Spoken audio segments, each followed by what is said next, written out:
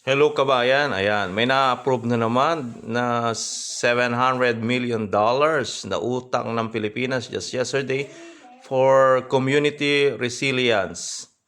Ayan na, saan kaya gagamitin itong $700 million na to na ni-loan sa World Bank para sa community resilience? Nadagdagan na naman ang ating utang. So, pabaon na naman ng Pilipinas na babayaran hanggang sa kanununuhan ninyo, hanggang sa anak-anakan ninyo, hindi ba mababayaran yung mga utang na yan. Sana yung paggagamitan nito ay mapunta nga talaga sa komunidad, di ba? Hindi kung saan-saan na naman. Hindi naman mapunta sa mga bulsa ng mga buhaya sa Pilipinas na walang ginawa kundi mangurap tapos nagpapalakpakan pa, di ba? Sana yung mga buhaya na yan minsan ay mahuli para magtanda.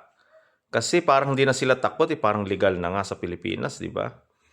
Talagang hindi ka makakapag-komento pag ganito talaga ang mga bagay na nangyayari sa Pilipinas.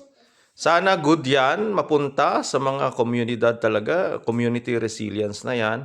Sana mapunta yung pera na yan at pagdasal natin na yung pera na yan ay mapunta talaga sa komunidad. Hindi kung saan-saan, hindi kung saan-saan mapunta, hindi sa bulsa, hindi sa mga ganid sa pera, mga corruption. Sana nga pagdasal natin dahil alam nyo, kawawang Pilipinas pag ganyan lagi ang nangyayari. Wala nang pagbabago, wala nang magagawa. Talagang institusyon na yung pagnanakaw. Kabit na naman ito. Pag nag-loan, automatic may nakaw. Yan ang nangyayari. Biruin mo yan, $700 million. So, saan kaya mapupunta yan?